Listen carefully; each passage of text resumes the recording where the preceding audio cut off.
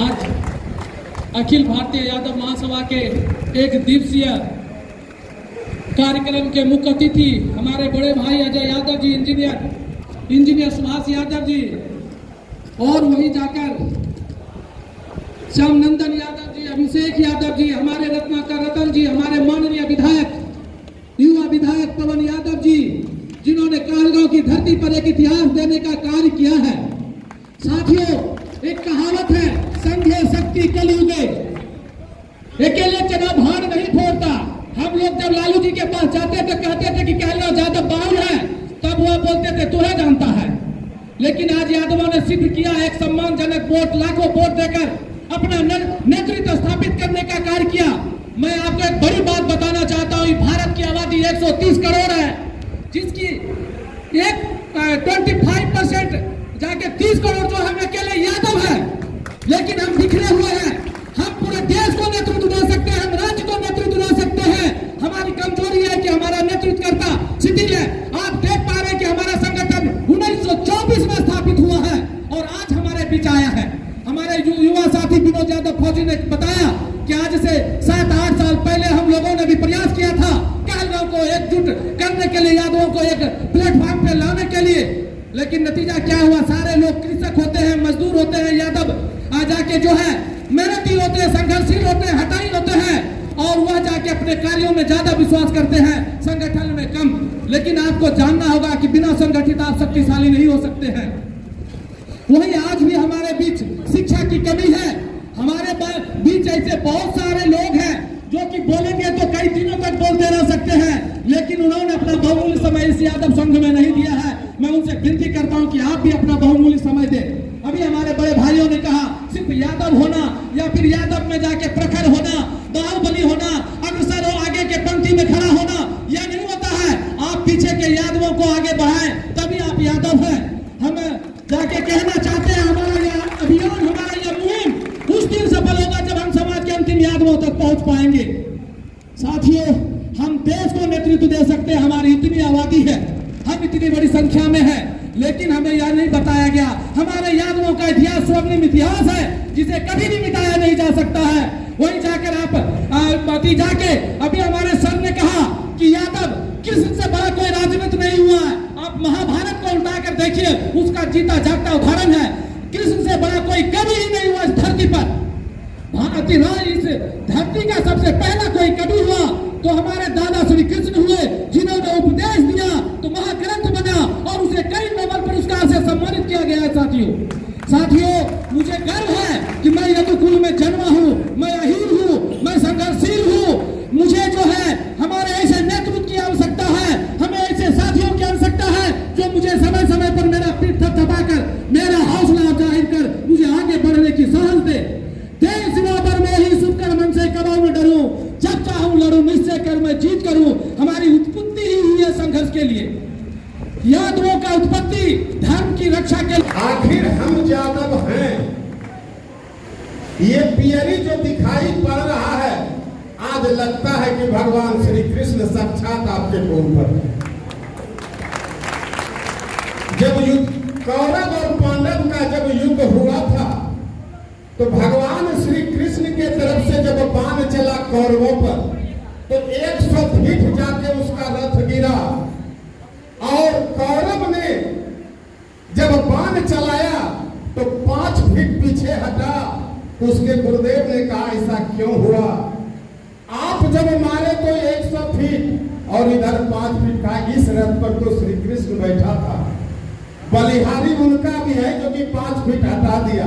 तो आज ताकत उसमें भी है जो कि हम यादव को पीछे हटा रहा है। अगर हम एक हो जाएंगे तो किसी का हिमाकत नहीं है कि कोई मुझे पीछे कर सकता है। भैया इसी सत्कार चौक पर 100 ग्राम अंगूर लेने जब गए तो पूछे उनको कि भैया कितना कीमत है? तो कहा 80 रुपया किलो। बोले टूटलका का कीमत कितना है? कहा जो दे दीजिए ले। इसलिए कि वो गुच्छा से हटके है, जो एक है उसका कीमत बहुत है, और जो टूट गया है वो फूट गया है, उसको तो कोई भी खरीद लेगा, उसमें कोई वजूद नहीं है। इसलिए विशेष तो नहीं बोलेंगे, बोलने के लिए थोड़ा बहुत जानते हैं, आखिर यादव। लेकिन एगो बैठे बैठे एगो चीज याद आ गया कि यादव भी वीर शहीद जब हुए थे वो साथ, उसमें एक यादव भी थे जिसका नाम था महेंद्र गोप। वो 7 झंडा जो लेकर जो थे हुनरकार के जो खड़े हैं, उसमें एक झंडा यादव का है जिसका नाम है महेंद्र गोप। अरे इस मनुष्य ताली तो बजा दीजिए, आपका क्या बाका भर के रामपुर के जहां हमरा ससुराल, अब पुरनका ददिया ससुर है सर हमरा। पुरनका मतलब तीसरा पीढ़ी। और चलिए हम सुनाते हैं। संगठित करने के लिए इस कहलगांव उत्तर वाहिनी गंगा तट के किनारे अवस्थित कहोल ऋषि के धाम कहलगांव में मैं सभी का हार्दिक अभिनंदन और स्वागत करता हूं। और सर्वप्रथम मैं इस महासभा के राष्ट्रीय पदाधिकारी, प्रदेश पदाधिकारी और जिला के पदाधिकारी को मैं 2 लाइन समर्पित करना चाहता हूं। श्याम नंदन बाबू ध्यान देंगे। नजर से नजर को चाहने लगे हैं, नजर को नजर से चाहने लगे हैं, नजर पे नजरों के निशाने लगे हैं। थोड़ी देर पलकों पे रखिए, यहाँ आते आते जमाने लगे हैं, जमाने लगे हैं। आप आए इस महासभा को लेकर के, इस क्षेत्र के तमाम यदुवंशियों में जो उत्साह है, उस उत्साह को मैं शब्दों में बयान नहीं कर सकता हूं, क्योंकि प्रकृति का कुछ कारण रहा, नहीं तो कल आपको देखने मिलता कि इस कहलगांव प्रखंड में यदुवंशियों का क्या एकजुटता और योगदान है। मैं तमाम प्रखंड और पंचायत से आए हुए तमाम यदुवंशियों, कृष्ण के वंशजों को मैं चरण स्पर्श करते हुए मैं पवन कुमार भारती ग्राम सिंह, मैं उनका भी 7 साल का एक फौजी है जिसका नाम है भूमिहार आशुतोष। और भूमिहार आशुतोष जिसने हमारे से वो कितना परसेंटेज है सभी राजनीतिकों को मालूम है, 2 या 3% है। आज के डेट में बिहार का सभी पार्टी का अध्यक्ष उसकी जाति का है, चाहे वो कोई भी पार्टी हो, चाहे कांग्रेस हो, उसका अध्यक्ष भूमिहार है, जदयू का अध्यक्ष भूमिहार है, सभी पार्टियों का प्रवक्ता भूमिहार। तो सभी पार्टियों का, चाहे कोई भी पार्टी हो, सभी पार्टियों का प्रवक्ता भूमिहार है। राष्ट्रीय अध्यक्ष 4 पार्टी का भूमिहार है। सब टिकट देने के लिए व्याकुल है भूमिहार को, अध्यक्ष बनाने के लिए भूमिहार को, क्योंकि उसकी जातीय जागरूकता नंबर 1 पे है। और आज के डेट में आज जो है आपको सुनने के लिए मिल रहा है, अखिल भारतीय, जब से हम लोग होश संभाले हैं पहली बार मिल रहा है।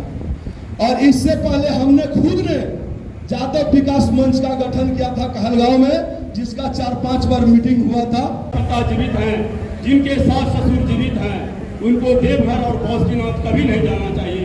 उनका देवघर और बौद्धनाथ उनके घर में। नंबर 1। नंबर 2 में जातों को सबसे पहले शिक्षित होना। हम लोग जब शिक्षित हो जाएंगे तब हमारा विकास होगा। हम अगर शिक्षित नहीं होंगे तो हमारा विकास कभी नहीं होगा। जब हम शिक्षित हो जाएंगे तब अपने आप संगठित हो जाएंगे, और पूरा संगठित जब हो जाएंगे, संगठित होने के बाद हम लोग माना नीचे स्तर से पहले ग्राम स्तर से कार्य करेंगे। पहले अपने पंचायत में ग्राम सभा करेंगे, वहाँ एक अध्यक्ष होंगे, एक सचिव होंगे, प्रत्येक ग्राम में एक अध्यक्ष और कोषाध्यक्ष होंगे। ग्राम का विकास होगा और जितने उस पंचायत के जितने यादव होंगे, पूरा बिहार के धरती पर था। और डॉक्टर इंजीनियर सुभाष चंद्र यादव जैसे जिला अध्यक्ष मिले, ये सबको एक मोती का माला बना करके पूरे जिला में, आज हमको लगता है कि पूरे बिहार में भागलपुर ये पहला जिला है जो अखिल भारतीय भारतवर्षीय महासभा का इतना तीव्र गति से बैठक हो रहा है। और आगे भी भागलपुर का इतिहास रहा है, भागलपुर की धरती, भागलपुर के जब लोग निकलते हैं तो कारवा उसके पीछे होती है और पूरा बिहार भागलपुर को फॉलो करेगा। इन्हीं आशा और विश्वास के साथ मैं पुनः एक बार कहना चाहता हूं कि सभी लोगों को हम लोग संगठित हो।